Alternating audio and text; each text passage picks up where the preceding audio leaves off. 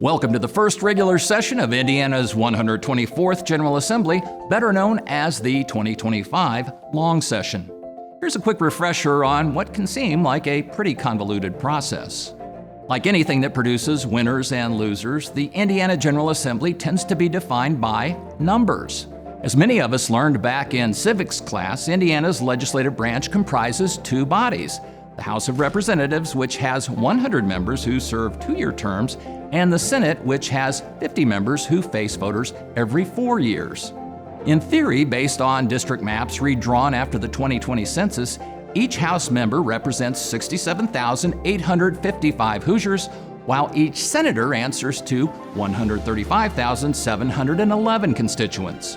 At the moment, Republicans outnumber Democrats 70-30 in the House and 40-10 in the Senate, just as they did before November's election.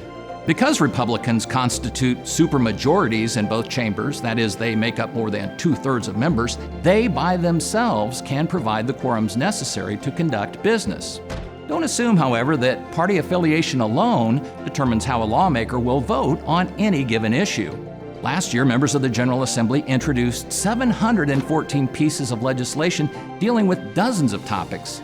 Although a number of those proposals triggered fierce debate, all but 4 of the 172 bills that ultimately reached the governor's desk enjoyed at least some degree of bipartisan support, and 73 of them passed both chambers unanimously.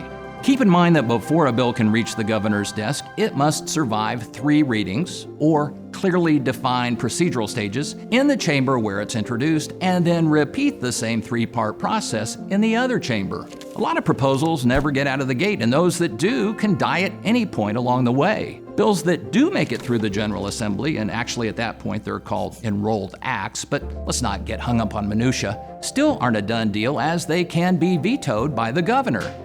Of course, vetoes can be overridden by a simple legislative majority, that is at least 51 votes in the House and 26 votes in the Senate. Last year, Governor Eric Holcomb issued 1 veto, which lawmakers opted not to challenge. Now, as for timing, in odd-numbered years, when 2-year state budgets are crafted, the General Assembly meets for up to 61 session days, and session days are not necessarily consecutive calendar days, and must adjourn by April 29. Sessions in even-numbered years are capped at 30 session days, with adjournment coming no later than March 14.